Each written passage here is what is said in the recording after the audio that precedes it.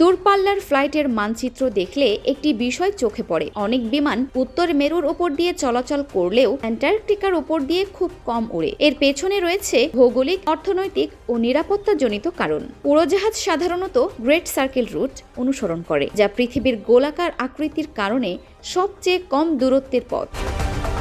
উত্তর গোলার্ধে বিশ্বের বড় শহরগুলো যেমন নিউ ইয়র্ক, লন্ডন ও টোকিও এমনভাবে অবস্থিত যে উত্তর মেরুর কাছ দিয়ে গেলে সময় ও জ্বালানি দুটোই সাশ্রয় হয়। কিন্তু দক্ষিণ গোলার্ধের শহরগুলোর ক্ষেত্রে অ্যান্টার্কটিকা হয়ে গেলে দূরত্ব বরং বেড়ে যায়। তাই বিমানগুলো সাধারণত সমুদ্র পথের ওপর দিয়েই চলে।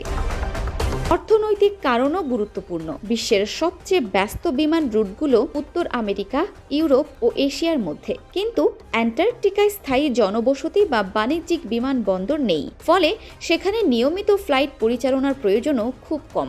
নিরাপত্তা আরও বড় বিষয়। আন্তর্জাতিক নিয়ম অনুযায়ী জরুরি পরিস্থিতিতে বিমানকে নির্দিষ্ট সময়ের মধ্যে বিকল্প বিমানবন্দরে নামাতে সক্ষম হতে হয়।